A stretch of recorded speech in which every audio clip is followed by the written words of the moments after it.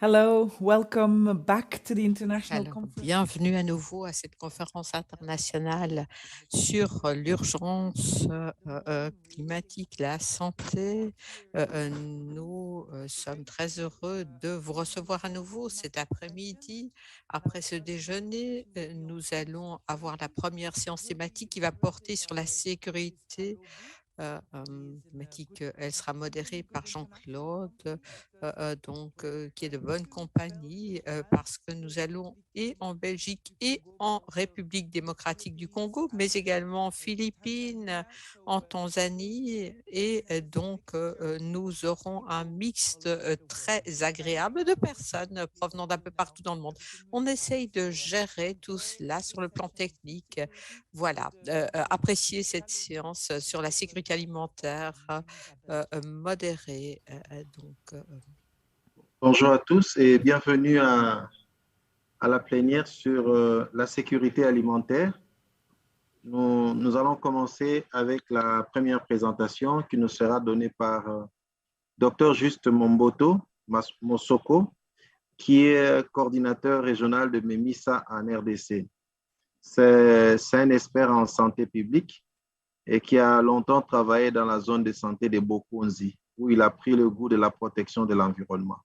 Nous allons suivre scrupuleusement sa présentation.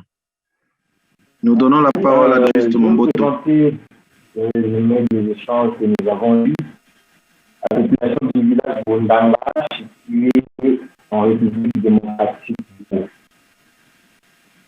Concernant l'impact du changement climatique, la santé, la population, le changement climatique sur la santé, sur la santé. Les présentations s'articulent sur 5 points. Donc, nous avons parlé premièrement de l'introduction, dans laquelle nous avons brièvement la situation de la manifestation, car c'est de ça qu'il s'agit, en République démocratique du Congo, une manifestation qui est issue d'une insécurité alimentaire provoquée elle-même par le changement climatique dans le cas. Deuxièmement, je vais parler un peu de la méthodologie pour avoir les informations que j'ai partagées avec vous. Je vais par les résultats à côté sur le terrain et on va faire une petite discussion que nous avons essayé de présenter et la conclusion de notre expérience. En guise d'introduction, nous savons tous que le changement climatique sera la source des problèmes de santé. Dans les Nations Unies, le changement climatique a des problèmes d'alimentation entraînant la sous-nutrition dans les populations vulnérables. La République démocratique du Congo n'échappe pas à cette problématique, avec ces 27 millions de personnes qui sont en situation d'insécurité alimentaire aiguë, en raison d'une crise humanitaire complexe, liée notamment au conflit avec les déplacements des populations, l'instabilité économico-politique au niveau du pays et ça s'ajoute là les aléas naturels et sanitaires, notamment le Covid-19. Les pays les plus grands en termes de nombre de populations, de personnes qui sont en crise sanitaire dans le monde. Donc, en chiffre absolu, la RDC est le pays où il y a le plus grand nombre de personnes qui ont une insécurité alimentaire. Et toutes ces descriptions du est aggravée par le changement climatique qui actuellement doit être considéré comme une véritable pandémie à combattre tant ses effets sur la santé de nos populations. Et ainsi même les JO où les journalistes ont croyé sans problème d'animation jusqu'à ce jour commencent déjà à ressentir les effets pervers du changement climatique. C'est le cas du village de Bondanga, qui se trouve dans la région de Bokonzi. Dans sa plaine, le bassin d'Yangiri, qui est une réserve naturelle, avec un écosystème local bien connu des environnementalistes qui sont avertis. Donc, je vous montre là où se trouve Boudanga, donc c'est au nord-ouest de la République démocratique du Congo, comme vous le voyez, la RDC est en Afrique centrale. C'est une une région marécageuse, inondable, où on ne peut pas faire l'agriculture. Ce qui fait que cette population, on dit riveraine, mais exclusivement c'est du fruit de la pêche. Ils n'ont rien d'autre. Ils pêchent les poissons et ils vont revendre dans les marchés environnementaux qui se trouvent dans les environs de leur village, donc dans les lieux où il n'y a pas, là où c'est sec, là où il y a la terre ferme, et ils peuvent se procurer ainsi les autres biens nécessaires. Ils vivent un peu en autarcie, comme on dit. Donc c'est au nord-ouest, dans les bassins de l'Anguille, là, on voit les villages bondants là. Et du point de vue méthodologique, je peux dire que nous avons travaillé avec le registre de l'air de santé Makengo, grâce à laquelle nous avons pu voir les manifestations. Nous avons consulté les HSD, la zone de santé de Bokonji, et surtout nous sommes allés place. Quand on a vu ces données inquiétantes, nous sommes allés sur place pour réviser des informateurs clés sur ces pays nouveaux qui n'étaient pas au niveau de l'aire de santé le village Bondang. Et nous avons eu des résultats qui nous ont dit, donc on a eu une mention nécessaire. La saison sèche était de plus en plus longue.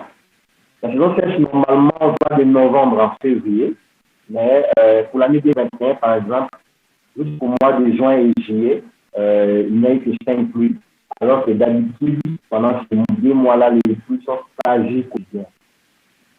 Et après ces rares pluies, donc après cette période de rareté des pluies d'avril jusqu'à juin, on a eu droit à des pluies quotidiennes qui ont causé des montées d'eau rapides et qui ont causé ce qu'on appelle les inondations.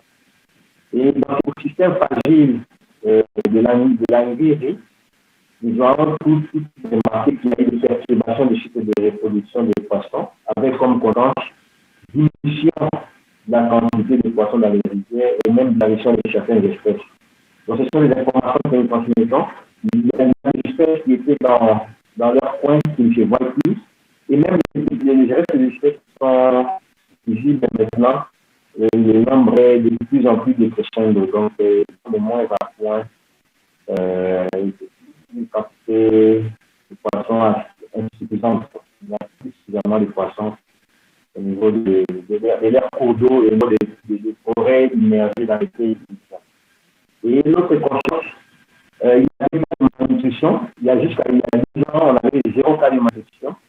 Mais maintenant, on a eu 70 enfants qui ont été déclarés malnutris. Et on pense que c'est dû à la conséquence de l'insuffisance alimentaire parce que les parents n'arrivaient plus à avoir suffisamment de quoi combler les besoins en nutriments. Et ça va même au-delà de la nutrition. Actuellement, au ministère de Santé, pendant la période où nous étions, donc au mois de juin, on avait vu que 20% des personnes qui ont consulté le centre de santé le faisaient accès. Donc, ils venaient, vu qu'il n'y a pas de poisson, les infirmiers, les infirmiers titulaires, ils prennent en charge le ménage à crédit. Et quand ils auront le moyen de le faire, parce que le moyen, et il y a aussi des autres éléments qu'on voit. Il y a beaucoup de familles qui n'arrivent plus à supporter cette situation, qui ont préféré partir, qui sont allés dans des villes. Avec toutes les conséquences qu'on connaît de l'exode rural, on va dans un environnement qu'on pense meilleur, mais qu'on rencontre beaucoup d'aléas dans la vie en ville, notamment la ville de Copenhague. Bon, donc, discussion et puis ces solutions, ce qui est sûr, c'est que nous avons d'abord corroboré les propos de nos personnes clés, des informateurs, avec la situation qui a eu lieu ces dernières années au niveau de la rivière Ubangui. Au niveau des actions. Pendant la période d'août-septembre, on avait des crues qui ont causé beaucoup de dégâts au niveau notamment de la Zongo et des Togo, de la rivière Ubangui. Donc, c'est quelque chose que nous courons. Bon, comme toutes les solutions, le système de santé local a proposé ça dans le système sévère. Ils ont intégré ça dans leur système de santé local. Les aliments qu'on peut trouver localement dans les marchés locaux pour prendre en charge les enfants la population la plus à risque. Dans les RDC, la malnutrition est souvent prise en charge par les femmes. Le système de santé lui-même ne prenait pas en charge la malnutrition. Mais grâce au leadership de la zone de santé, proposer cette solution innovante avec la participation de la communauté pour permettre la prise en charge mais plus que des enfants et des femmes enceintes. C'est une solution que nous trouvons très innovante dans le point parce qu'il n'y en avait pas. C'est pratiquement les zones de santé. Et il y a une nécessité d'une approche d'urgence pour trouver une solution à long terme. Donc, inciter les villageois à faire d'autres débouchés que la pêche, parce que c'est une situation qui est urgente. Ils ne peuvent rien faire, chercher à faire autre chose. On a proposé notamment l'élevage, parce qu'on a trouvé ça aussi. Il y a certains villageois qui ont commencé à faire l'élevage de canards qui est adapté dans la région, qui sait nager et qui se nourrit de certains nutriments trouvés dans l'eau. Donc, l'élevage des animaux du canard marche très bien. Mais à un niveau supérieur, nous voulons faire un plaidoyer pour une protection de l'environnement. Pourquoi? Parce que nous avons senti qu'il y a une déforestation locale en amont du village de Wondala. Et cette déforestation, donc avec les gens qui font maintenant des cultures sur l'île, une coupe de l'arbre, c'est connu, ça entraîne aussi une évolution en amont. Et il y a ensablement de l'eau. Parfois, c'est compliqué. Quand il y a ensablement de l'eau, les poissons, les mêmes disent que les poissons sont maintenant des plus difficiles à trouver parce que l'eau n'est plus profonde.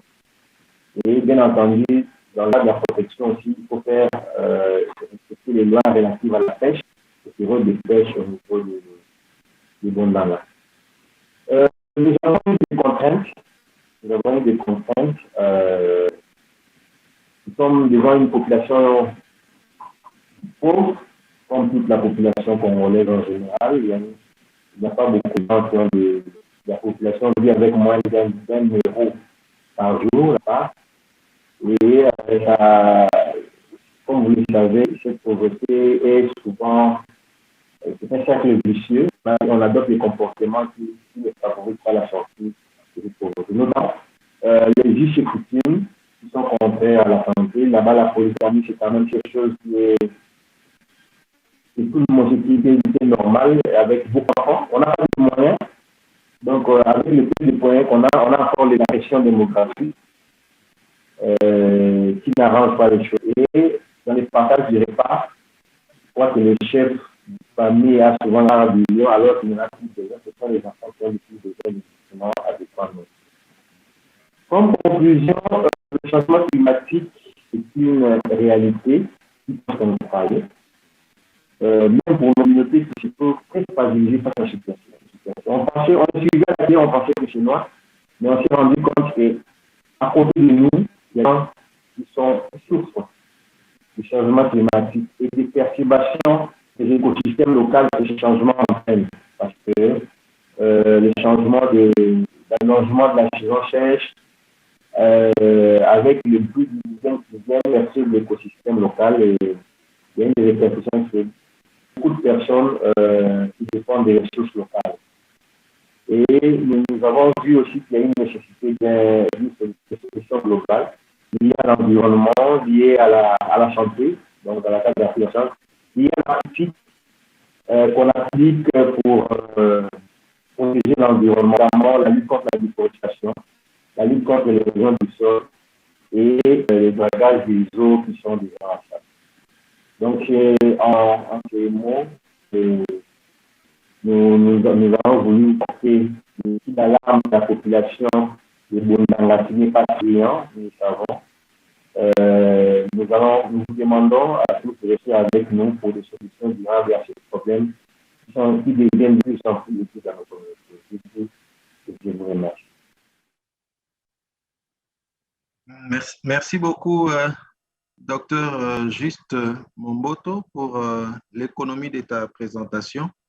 Nous demandons à tous les participants de pouvoir noter les questions, les préoccupations, les commentaires par rapport à cette présentation et de pouvoir les noter dans notre chat de discussion pour nous permettre de pouvoir communiquer cela aux présentateurs à la fin de 3 présentations. N'oubliez pas de noter vos questions dans les Q&A. Nous allons passer au 2e présentateur. Il s'agit bien de Monsieur Mathias, qui a une longue expérience à Enabel. Il est dans Enabel depuis 2008. Il a aussi longtemps travaillé comme responsable du portefeuille santé et sécurité alimentaire. Et il va nous faire l'économie de sa présentation, qui est essentiellement basée sur la nutrition et la santé comme indicateur de résultats d'un programme intégré et sensible au climat. Monsieur Mathias, nous vous donnons la parole. Bien, merci Jean-Clovis. Je me présente, Mathias Lardinois, je suis portfolio manager de Enabel en Mauritanie et je vais vous présenter le travail que j'ai fait en Tanzanie, donc dans mon poste précédent, autour d'un programme de sécurité alimentaire autour de la gestion du livestock. Je vais faire la présentation en anglais puisque tout le matériel est en anglais. Et je préviens déjà, c'est une anticipation sur la journée de demain puisque je présente plutôt des solutions qu'un état des lieux de l'impact climatique sur la santé. Voilà, je vais vous partager ma présentation. Ce sera très synthétique, je préviens déjà. Si vous voulez en savoir plus, vous pouvez aller voir sur mon profil LinkedIn. Il y a des publications avec des vidéos sur chaque composante du programme. Donc, vous pouvez aller voir là-bas. Partager, voilà. Et puis, hop. Voilà, j'espère que la présentation est bien affichée. J'espère que l'équipe technique me préviendra si ce n'est pas le cas. So my presentation, I will do it in English. Donc, je vais faire ma présentation en anglais, si vous le voulez bien. Donc, je vais parler d'un programme de sécurité alimentaire que nous avons déployé dans la partie nord de la Tanzanie, un programme qui s'est étalé sur une période de 5 ans.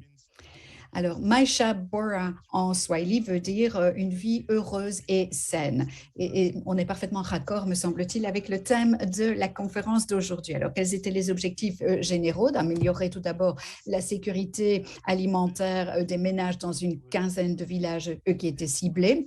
Et puis, nous avions également la nécessité de garantir une source de revenus plus élevée pour la nutrition, d'améliorer la disponibilité locale des denrées alimentaires à l'attention de 9000 ménages répartis dans 15 villages dans les districts de Simanjiro et Longido, et en particulier pour 40% de ces ménages qui étaient en situation de pauvreté, y compris bien entendu femmes et jeunes. Donc nous avons ciblé toute une série d'acteurs et de secteurs. Alors ce programme Maisha Bora nous a permis de regrouper toute une série de composantes. Tout d'abord, le bétail et la gestion du bétail, puisque beaucoup des villageois sont des pastoralistes, des éleveurs de bétail, c'est leur principale source de revenus. C'est pour cela que nous avions ciblé le bétail en particulier. Alors, en utilisant cette source de revenus, notre objectif était de générer en parallèle d'autres revenus.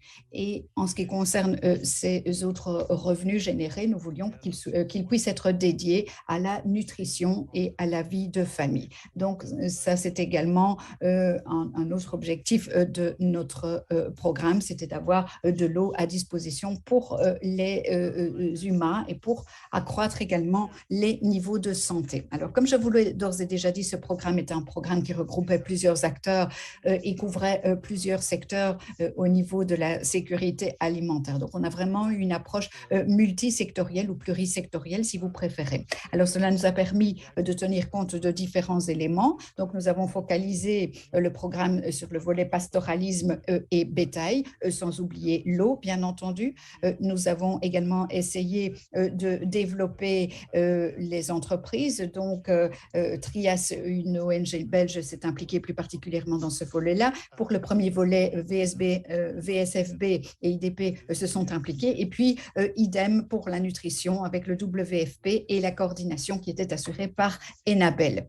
Alors, vous n'avez peut-être pas vu au niveau du programme, mais quoi qu'il en soit, la coordination a été assurée par Enabel. Enabel s'est donc chargé de coordonner les différents intervenants et de servir de lien, si je puis dire, entre les différents partenaires chargés de la mise en œuvre. Donc voilà, maintenant on a fait réapparaître le transparent et vous pouvez voir qu'effectivement, ça a été un des résultats explicites du programme puisque ces différents volets que je viens de décliner font allusion aux résultats qui ont pu être engrangés. J'étais le directeur chargé donc de ce volet coordination et effectivement, en collaboration avec le gouvernement belge, il a été demandé que ce résultat en matière de coordination puisse voir le jour, eu égard notamment aux leçons tirées de précédents programmes et de précédents projets. On s'était rendu compte qu'il était important qu'il y ait un volet coordination qui soit mis en œuvre. Cela étant, nous avons utilisé les principes qui ont été édictés par toute une série d'organisations. Alors, une gestion fructueuse et couronnée de succès des différents programmes, ce sont les fameux principes qui répondent à l'acronyme MSP en anglais. Et nous avons utilisé ces principes directeurs, ces différents éléments pour piloter précisément notre programme. Alors, il y a 7 principes qui ont été pris en considération. Alors, il y en a 2 qui portent sur la valeur ajoutée de ce programme. Donc, on voulait transcender en quelque sorte les composantes classiques. Il ne s'agissait pas ici de se rencontrer une fois par an au niveau du comité de pilotage et puis de laisser les gens agir comme bon leur semblait. Non, au contraire, nous avons essayé de créer des synergies au quotidien et nous avons essayé chaque fois de compléter le travail qui était déployé et mené à bien. Et ceci a été possible en concevant et en proposant des compétences et qui étaient pleinement cohérentes. Et donc, cela s'est traduit également en termes de résultats. Donc, nous avons ici tenu compte de la nécessité de travailler de façon collégiale et conjointe et surtout en bonne cohérence.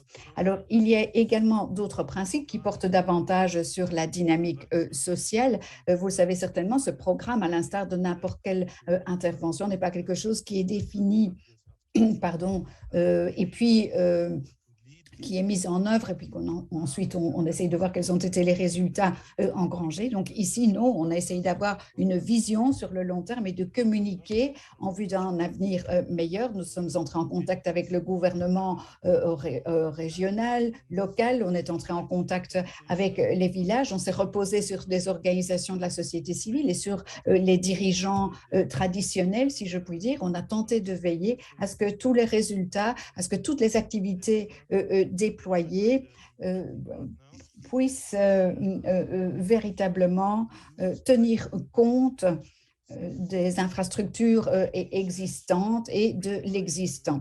Alors, le fait de faire en sorte que le changement soit possible avait pour objectif de faire rêver les gens, ça avait pour objectif également de leur faire comprendre pourquoi il était important d'aller ensemble de l'avant, d'avoir une vision, une perspective d'avenir et puis de communiquer surtout par rapport à cette notion d'avenir meilleur. Donc, on a vraiment communiqué pour essayer d'expliquer le pourquoi de notre projet. Et puis, ensuite, comme je vous l'ai dit il y a quelques secondes. Il ne s'agit pas ici de concocter un programme et puis 5 ans plus tard se dire « Ah ben non, tout n'a pas fonctionné comme prévu ». Non, on a vraiment toujours essayé de s'aligner sur les priorités du gouvernement belge, sur les priorités du gouvernement tanzanien également, bien entendu. Au niveau du gouvernement belge, il y a eu un changement ministériel qui est intervenu. Il se peut parfois que cela se traduise par des changements de stratégie et des modifications en termes de priorité. Mais quoi qu'il en soit, on a vraiment essayé de se focaliser sur les avantages et sur les menaces qui pouvaient planer sur le projet. Donc, nous sommes toujours restés focalisés sur nos objectifs et le cas échéant, on a parfois modifié quelque peu les activités au regard de la situation. Et puis finalement, et c'est le dernier aspect, nous avons tiré tous les enseignements possibles et imaginables de cette expérience, que ce soit avec les partenaires en règle générale, que ce soit avec les partenaires chargés de la mise en œuvre ou que ce soit également avec les partenaires tanzaniens. Donc, on a vraiment essayé de dresser un inventaire des enseignements tirés dans le cadre de cette expérience. Alors ici, je voudrais peut-être davantage privilégier le volet solution, puisque nous avons adopté une approche holistique et intégrée, et nous avons pu le faire grâce à une coordination très, très intense. Alors, par exemple, en termes de nutrition, pour ne citer que cet exemple, nous avons constaté une augmentation assez importante de légumes, par exemple, produits au niveau local. Et ceci a été possible en grande partie parce que nous avons travaillé sur la production de légumes au niveau local, donc en nous axant sur le premier pilier. Et puis, la composante entreprise a également été prise en considération en mettant la population en situation d'acheter ces légumes. C'est le 7e pilier en matière de sécurité alimentaire qui faisait tout son sens ou qui prenait tout son sens ici, favoriser donc l'accès à ces denrées alimentaires davantage nutritives. Et puis, toujours dans le cadre de ce programme, nous avons pu mener à bien un travail de sensibilisation accru. Donc, c'est quelque chose de tout particulièrement important puisque grâce à ces perspectives d'un avenir meilleur que nous avons partagé avec les populations, nous avons pu attirer leur attention sur les avantages liés à un régime alimentaire beaucoup plus équilibré. Et donc, on a vraiment essayé d'attirer l'attention des uns et des autres sur cette question, ce qui correspond au 3e pilier en matière de sécurité alimentaire. Donc, voilà pour ce point. Ça a été exactement la même chose pour la consommation de viande ainsi que pour la production de lait et de produits laitiers. Donc, comme je vous l'ai dit, on a beaucoup travaillé sur les légumes produits au niveau local et nous avons constaté une augmentation significative de la consommation de ces légumes produits au niveau local. Alors, bien entendu, c'était limité à une certaine frange de la population, mais le fait de travailler, par exemple, avec les élèves dans les écoles et puis de travailler avec des petits jardins qui ont été, ou petits potagers plutôt, qui ont été créés à l'école, cela permettait aux enfants de revenir à la maison et d'expliquer aux parents comment justement cultiver un petit potager à la maison, même si l'espace était relativement limité. C'était du moins un petit potager qui pouvait répondre aux besoins de chaque ménage. Alors, nous avons également toute une série d'indicateurs en matière de nutrition qui ont été pris en considération en la matière. Alors, nous ne sommes pas seuls, bien entendu, à pouvoir nous prévaloir d'une augmentation de la situation en ce qui concerne le statut des enfants en matière de nutrition. Ici, on s'est intéressé plus particulièrement aux enfants de moins de 5 ans. Nous ne sommes pas les seuls, mais quoi qu'il en soit, ces chiffres attestent du fait que des résultats non négligeables ont pu être engrangés en la matière. Alors, il est également important, bien entendu, de voir l'incidence que cela peut avoir sur le climat. Donc, on a travaillé au niveau de l'eau, on a travaillé au niveau de la composante bétail et on a essayé d'utiliser l'eau de façon plus durable, idem d'ailleurs pour les terres. Je pense qu'il y aura probablement d'autres présentations qui ont fait allusion au fait qu'il fallait réduire la consommation peut-être de viande. Cela peut être une question qui relève de la santé, mais ici, en Tanzanie, le pastoralisme est également une façon de protéger les terres. Donc, il est important que nous puissions maintenir cette activité qui est à l'origine d'une diversification de la biodiversité. Il faut maintenir cette capacité de production, pour autant, bien entendu, qu'elle soit gérée de façon cohérente, qu'elle soit gérée comme il se doit. Donc, voilà pour le volet afférent au climat. Toujours en ce qui concerne le climat, si vous examinez les petites vidéos postées sur LinkedIn, vous pourrez constater que dans certaines régions de la Tanzanie, il y a de très jolies réserves, de très beaux parcs. Mais nous avons travaillé dans des zones victimes de sécheresse. Et même pendant la saison des pluies, si la situation s'améliore, si on a des verts pâturages, eh bien, pendant la saison sèche, malheureusement, c'est très, très difficile. Ce n'est que de la poussière à peu près partout et c'est pratiquement impossible de cultiver quoi que ce soit. Mais en développant et en mettant à disposition de nouveaux points d'eau et en mettant en œuvre une gestion durable de l'eau, nous avons pu faire en sorte que les populations, avec l'aide des centres de santé, puissent produire par exemple, des légumes au niveau local. Et ces légumes ont pu être cultivés tout au long de l'année. Donc ça a été une réalisation très, très intéressante qui a eu beaucoup d'impact, à l'instar d'ailleurs de l'autre volet de notre programme qui portait plus particulièrement sur la gestion de l'eau, comme je vous l'ai dit, et sur le bétail. Et voilà, sur ce, je pense pouvoir conclure ma présentation. Merci beaucoup pour votre présentation d'un programme intégré dans lesquels plusieurs acteurs sont intervenus et qui prend en compte beaucoup d'aspects. Merci pour ces résumés de composantes. Nous allons demander aux participants également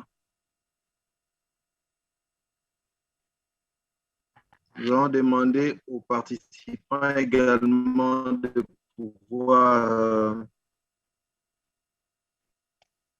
noter les questions et les préoccupations que nous allons prendre à la fin de la troisième présentation. La présentatrice, Beverly Longit, is a global coordinator of the International Indigenous People Movement for Self-Determination and Liberation in Philippines. Elle a une longue expérience dans le mouvement de peuples autochtones sur le système alimentaire durable. Beverly, nous vous donnons la parole pour faire votre présentation. Thank you, John. Warmest greetings to all our participants. Merci beaucoup de me donner la parole après ces brillants orateurs. Je les félicite tous pour leur prise de parole et c'est très, très important d'avoir la possibilité pour moi de participer à cette conférence sur l'équité en matière de santé et la justice climatique. Alors, je voudrais tout d'abord vous parler de sécurité alimentaire et de famine. En 2020, près de 2,37 milliards de personnes souffraient de famine modérée à sévère. 1,2 milliard se trouvent en Asie, 799 millions en Afrique et 260 millions en Amérique latine et dans les Caraïbes. Donc, comme je vous l'ai dit, c'est un phénomène relativement important. Je viens de citer les chiffres, je les répète, 1,2 milliard pour l'Asie, 799 millions pour l'Afrique et 267 millions en Amérique latine. À travers le monde, le nombre de personnes confrontées à la faim dans le monde ont atteint des chiffres et des records inégalés, 2,37 milliards au niveau mondial. Donc, il est important de pouvoir identifier ce phénomène d'insécurité alimentaire et de famine. Donc, l'urgence climatique contribue directement aux maladies, à la famine et aux difficultés sur le plan sanitaire. C'est pour cette raison que nous avons décidé d'agir puisque Cela fait en sorte que nous avons besoin de davantage de coopération au développement, de davantage de solidarité et de travailler davantage en unissant nos forces pour travailler sur ces questions. Et il est temps de le faire à partir d'aujourd'hui. Alors, en juillet dernier, donc en juillet 2021, une coalition internationale composée de 20 organisations et groupements de la société civile, dont notamment des populations indigènes, ont organisé le sommet mondial des peuples en ce qui concerne les systèmes alimentaires. Et il s'agissait d'aborder ces questions d'insécurité alimentaire. Ceci nous a permis d'inclure toute une série de thématiques afférentes à la lutte pour des moyens de subsistance décents. Et cette déclaration qui apparaît ici à l'écran, eh bien, je vous invite à en prendre connaissance. Et cela a été possible grâce à l'organisation de toute une série de plateformes par le biais desquelles chacune et chacun a pu suggérer toute une série d'idées. Nous sommes préoccupés en ce qui nous concerne. Nous avons eu des consultations qui se sont focalisées sur notre système indigène en matière alimentaire. Quels sont les défis, quelles sont les opportunités? Et puis, à la suite de cela, nous avons formulé toute une série de recommandations pour améliorer notre dispositif en la matière. Et ceci nous a permis d'identifier toute une série de défis et ensuite de cela, de reconnaître l'importance de la solidarité sociale et des efforts collectifs afin de répondre aux besoins des communautés qui s'avèrent tout particulièrement importants. Donc, nous avons pu consolider les différents rapports qui ont été ébauchés dans différents pays, en Inde et ailleurs. Nous avons également pu regrouper toute une série de commentaires en venant de Bangladesh, de la République démocratique du Congo et toute une flopée d'autres pays qui ont uni leurs voix. Alors, quels sont les éléments qui sont ressortis de cette consultation par rapport aux problèmes urgents de la distribution environnementale? Tout d'abord, nous pensons que le système de connaissance des populations indigènes, les pratiques traditionnelles, culturelles et communales sont nécessaires pour pouvoir justement nous adapter et atténuer l'impact du changement climatique. Les actions des populations indigènes pour défendre leurs terres, territoires et l'eau constituent également une lutte contre le changement climatique. Alors, il est également important de se dire que la colonisation, le capitalisme, par le biais de pratiques et de politiques néolibérales ont bien entendu aggravé la crise alimentaire. Donc, il faudrait dès lors reconnaître et respecter ces initiatives des populations indigènes et tenir compte de leurs solutions pour mettre un terme à cette crise. Alors, cette consultation a atteint d'autres conclusions, comme par exemple celle afférente au dispositif de colonisation et de capitalisme qui n'a fait qu'aggraver la crise alimentaire, la crise climatique et l'impact sur la santé. C'est effectivement cela qui permet de façonner des politiques et des économies mondiales autour du seul profit au détriment du peuple et au détriment de l'avenir de notre planète. Alors, qu'est-ce que cela représente et signifie pour les populations indigènes? Premièrement, une intensification d'une agression en matière de développement exercée par de grandes entreprises et de vastes États étrangers. Donc, plus de mines, plus de barrages et plus d'approches, disons, commerciales. Nous l'avons vu dans le nord-est de l'Inde où de grandes entreprises ont été construites et ont débouché sur une véritable insécurité alimentaire au niveau des populations. Il y a par exemple un barrage qui doit être construit prochainement et qui aura un impact sur des milliers de représentants des peuples indigènes et autochtones qui habitent dans la région. Donc, il est important de tenir compte de cette situation. Nous savons que l'industrie minière a également un impact sur l'approvisionnement en eau et un impact, bien entendu, sur les communautés indigènes qui vivent à proximité et qui ont besoin de pouvoir garantir l'accès à l'eau pour le volet sanitaire, pour le volet lié à l'élevage, à l'alimentation, etc. Alors, deuxième élément, le changement climatique impacte de façon négative les systèmes agricoles et les pratiques agricoles indigènes. Donc, nous savons que l'impact est tout à fait négatif en ce qui concerne les moyens de subsistance de ces populations indigènes. Ici, aux Philippines, nous avons par exemple eu des destructions de nos récoltes et il y a également la problématique de la météo quelque peu capricieuse et ceci fait en sorte que nous sommes dépendants de ces différents éléments. Alors, il y a une espèce d'approche industrielle ou entrepreneuriale par rapport au système alimentaire, ce qui débouche sur une commercialisation et une destruction des pratiques indigènes au niveau agricole et des pratiques en matière alimentaire. Donc, nous constatons qu'il y a un véritable déclin de ce système avec des semences hybrides, l'utilisation de pesticides, etc. Et ceci a tendance à remplacer les variétés locales, les variétés indigènes. Et il y a également des problèmes qui sont liés à la destruction de l'habitat et de nos écosystèmes. Et on a tendance parfois également à introduire des variétés qui ne sont pas des variétés locales. Et ceci nous préoccupe au plus haut point. Parce que les institutions internationales telles que la Banque mondiale qui continuent à faire prévaloir les intérêts des entreprises privées ou les intérêts des entreprises. Il y a eu beaucoup de déplacements, par exemple, qui ont été déplacements de population qui ont été nécessaires au niveau de certaines régions et ce, en raison des investissements consentis au niveau des entreprises et du privé. Il y a 41 000 individus papous qui ont été obligés de quitter leur territoire sous la houlette des militaires. Et ceci s'est fait avec la complicité des gouvernements concernés, notamment en Indonésie.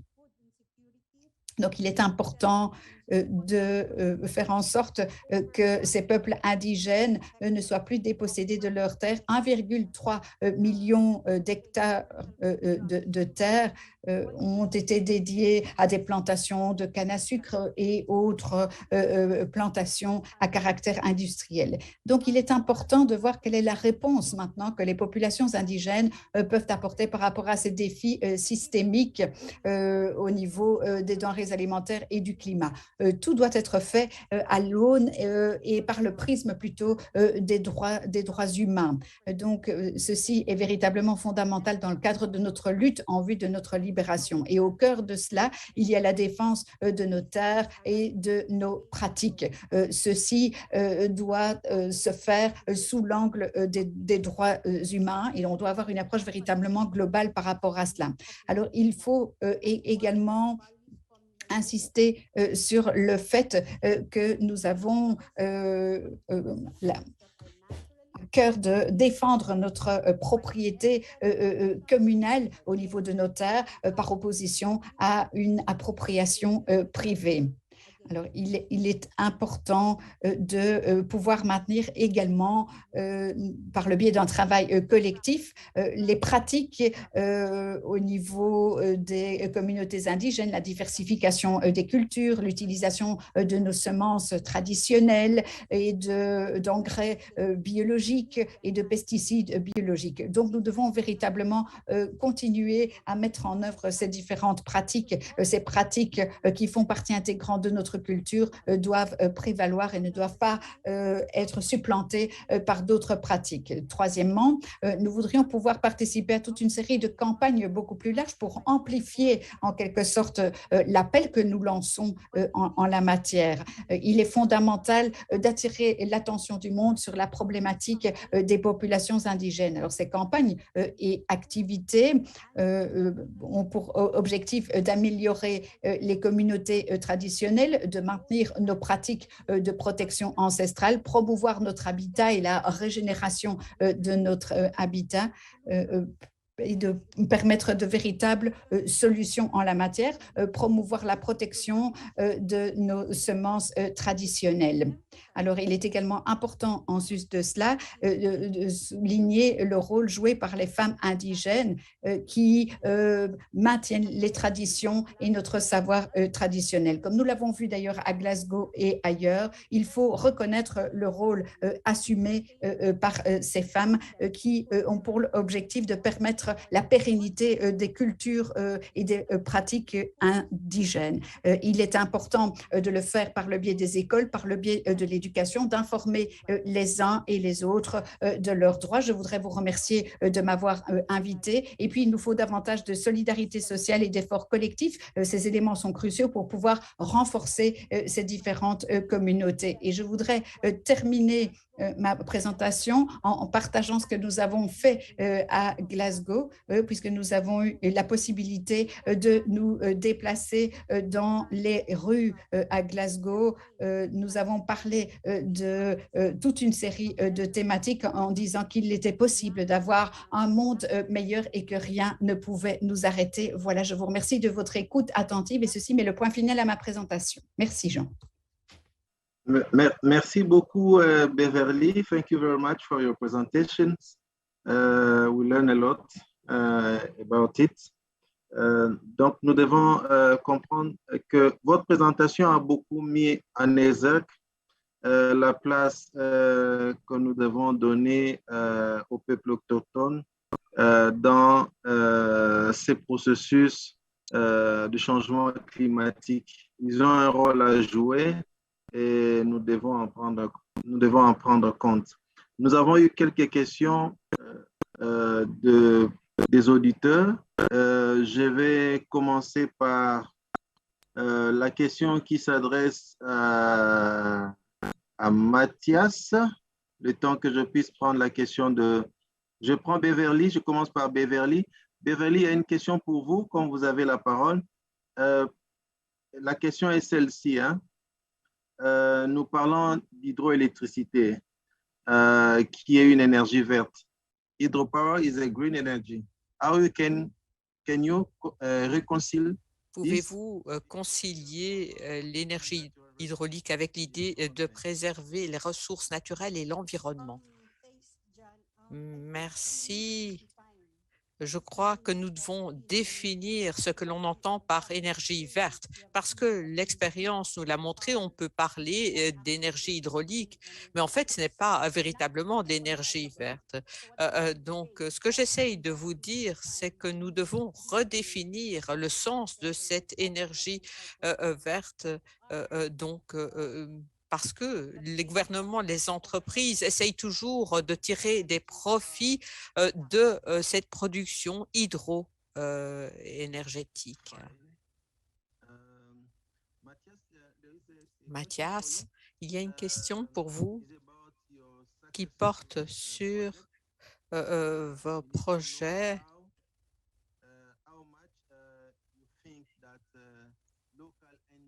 Est-ce que vous pensez que les ONG locales peuvent continuer, poursuivre votre projet? Dans quelle mesure?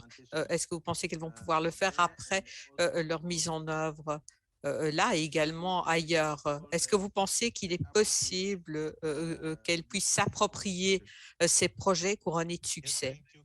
Merci.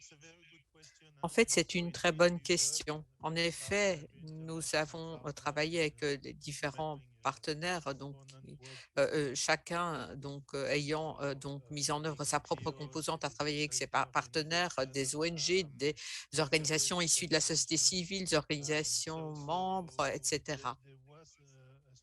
Et donc, c'est vrai qu'il y avait une composante importante de transfert, hein, mais également de partage de connaissances, de coopération. Ça, c'était un élément important dans la conception du projet. Si je pense à la coordination, moi, j'ai travaillé avec le gouvernement national, le gouvernement local également, et au cours de ces 5 années, j'ai pu changer la dynamique entre le gouvernement et les ONG, parce que souvent, il peut y avoir une opposition entre les deux pour qu'ils travaillent main dans la main. Et à présent, je suis heureux d'entendre un feedback de gens avec qui je travaillais en Tanzanie qui me disent eh bien, ce gars du gouvernement, en fait, il nous aide fortement dans notre programme. Et donc ça, c'est une réussite pour moi. Un autre exemple de réussite lors d'un des comités qu'on a organisé pour le programme. En fait, les personnes focales au gouvernement ont présenté un rapport des résultats qu'ils avaient vus sur le terrain. Par rapport au travail que nous avons fait, ils ont donné un petit rapport. Nous avons pu véritablement partager toute une série de points plutôt que d'avoir le directeur de projet qui vienne présenter son projet. Nous, on a eu un véritable échange. Et l'année passée, nous avons également fortement travaillé avec les communautés. Chaque composante a travaillé avec les gens des communautés pour que ces personnes deviennent véritablement les ambassadeurs de chaque composante. Très bien, merci. Il y a également une autre question pour vous, mais également pour Justin, et je vais donner la parole Juste à Justin. une question a été posée ici. En fait, c'est en lien avec les politiques de coopération au développement orientent en fait de plus en plus vers de spécialisation. Le cas présent, en fait, le cas présent montre beaucoup de résultats positifs pour des approches intégrées. Quel est votre avis à cet effet? Ça vaut autant pour Mathias. Merci. Les approches intégrées, on voit qu'il y a beaucoup plus de résultats positifs. Qu'est-ce que vous pensez? Donc, je pourrais dire un mot et Mathias également. Ok, je vais me faire compléter sans doute par Mathias. L'approche spécialisée ne permet la résolution que d'une partie des problèmes. Étant donné l'interdépendance des conséquences, parce qu'on voit plus les conséquences de ces problèmes, si on ne résout qu'une partie des problèmes, on revient quasiment toujours à la case de départ. C'est comme à Abondanga. Le système local a quand même essayé de résoudre en s'attaquant aux problèmes de malnutrition. Mais si on ne résout pas, on ne va pas dans l'approche intégrée, c'est-à-dire qu'on ne s'attaque pas au climat, on ne s'attaque pas au changement climatique, à la déforestation, il y aura de plus en plus de cas de malnutrition qui vont apparaître. Donc, nous recommandons vraiment une approche intégrée dans la résolution des problèmes qui surviennent. Sinon, on est en train de soigner les symptômes, mais pas les causes des problèmes. Je suis médecin, je vire plus vers là. Merci. Mathias, si tu peux me compléter. Oui, donc je suis tout à fait d'accord. Moi, j'ajouterais que c'est pas seulement les policies, les development cooperation policies, les donneurs ou autres. La coopération et le travail synergique actif, donc c'est pas naturel. Alors, je dis pas d'explication pourquoi c'est pas naturel, mais c'est très difficile en fait à faire passer. Une explication, c'est que ça demande du temps, ça demande de l'énergie pour déjà comprendre l'autre et de pouvoir comprendre ses attentes, ses contraintes et de pouvoir intégrer ça dans son propre travail. Et donc, il y a le fameux proverbe qui dit si on veut, je sais plus même comment ça va, si on veut aller loin, il faut aller ensemble. Quelqu'un va m'aider. Mais voilà, c'est pas naturel, mais c'est pour moi essentiel. Si je prends le cas ici en Mauritanie où on a Enabel, on a pour l'Union européenne des interventions en santé où on met en place une assurance maladie volontaire et on a des programmes en développement rural, sécurité alimentaire où cette assurance serait vraiment très utile pour les agriculteurs avec qui on travaille. Sauf que les deux interventions ne travaillent pas sur les mêmes zones. Donc ça, c'est quelque chose que moi, j'essaye d'amener ensemble parce que là, je vois vraiment les avantages comparatifs et comment l'un peut renforcer l'autre. Et je terminerai par dire que la nutrition, je trouve, est un indicateur d'impact sur tout projet de développement, qui soit de l'éducation, qui soit de l'entrepreneuriat, qui soit de la santé, qui soit de n'importe quelle intervention de développement. Au final, il peut avoir un impact sur la nutrition et je trouve que c'est vraiment quelque chose qui peut fédérer justement tout le monde. Mais il faut faire ça ensemble. Merci.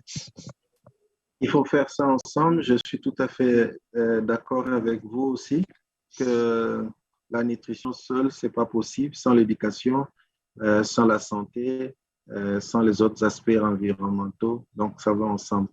Il y a une autre question faite pour Beverly. We agree with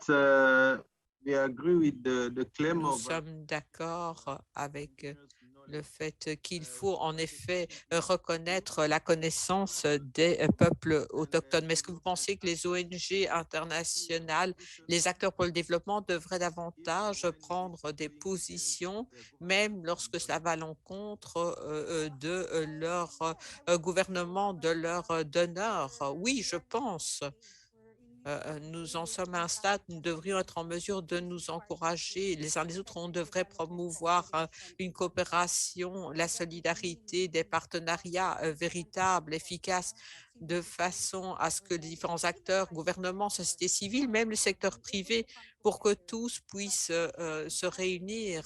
Mais nous devrions nous retrouver dans le cadre d'une situation où on met les personnes au cœur des développements. Parce que si on prend cela comme principe fondamental, c'est important. Si on ne le fait pas, eh bien, les problèmes se posent. On l'a vu dans pas mal d'expériences. Si nous sommes tous réunis, eh bien, à ce moment-là, on peut véritablement essayer d'apporter les meilleures solutions possibles. Et à ce moment-là, bien sûr, au départ, on doit essayer de convaincre davantage certaines organisations gouvernementales, mais je crois qu'avec le temps, on essaye parfois même d'éduquer, si je puis le dire ainsi, les donneurs. Si on met les personnes, les peuples au cœur du développement, eh bien, on devrait pouvoir donner davantage d'espace au dialogue entre nous qui menons les projets pour répondre aux besoins des communautés locales pour obtenir leur soutien, plutôt que d'avoir des concepts qui souvent vont être imposés par les bailleurs, par les donneurs. Les donneurs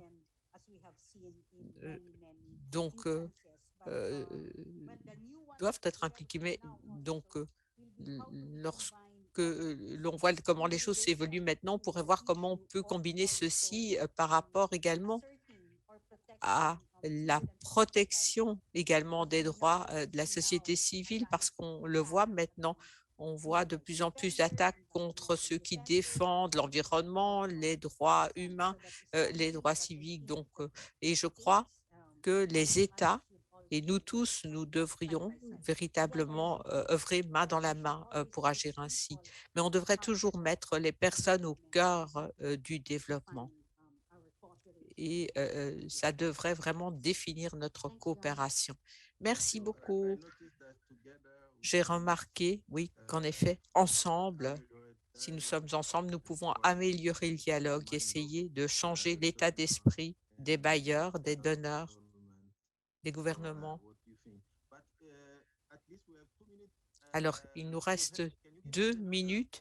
Est-ce que vous pouvez nous donner un autre exemple de pratique traditionnelle, un autre exemple aux Philippines de pratiques traditionnelles qui permettent d'atténuer le changement climatique pour peut-être servir d'inspiration pour d'autres mouvements, d'autres groupes? Pour l'instant, nous sommes en train de revitaliser pas mal de notre droit coutumier qui concerne l'utilisation, la gestion de la terre, de l'eau, des ressources naturelles. Pour l'instant, nous avons des règles concernant la pêche, la chasse, et on va avoir des lois coutumières concernant également donc le moment où on peut couper le bois. Combien de bois peut-on couper et quelle devrait être l'utilisation du bois à ce moment-là que l'on couperait. Mais je veux également vous dire que pour l'instant, c'est peut-être tard en comparaison avec d'autres peuples autochtones. On ne peut pas peut-être relier cette utilisation de ce droit coutumier en lien avec une cartographie de nos terres, de nos territoires au niveau donc des peuples autochtones pour définir les limites de certaines communautés. Oui, encore quelques secondes. Oui, pour répertorier, donc cartographier, parce que pour tenir compte des perspectives des gens par rapport à l'utilisation, la gestion des terres. Et ici, on pourrait également répertorier les ressources en termes de biodiversité. Et ça a été quelque chose qui a été couronné de succès dans certaines communautés qui ont lutté contre l'exploitation minière de certains terrains. On a vu que si on procède à l'exploitation minière dans telle région, ça va impacter telle ou telle communauté. Très bien, merci. Je voudrais vraiment remercier les trois intervenants. Le temps est révolu. Merci également à la coordination de la plénière. Merci à Mathias, à Beverly, à Juste. Merci à vous tous. Merci beaucoup pour cette session très intéressante. Merci beaucoup. Thank you very much, Jean-Clovis Kalou. Merci beaucoup, Jean-Clovis Kalou. Vous l'avez fait véritablement en faisant preuve de précision. Merci beaucoup. Merci aux orateurs. Merci à eux trois pour leur participation.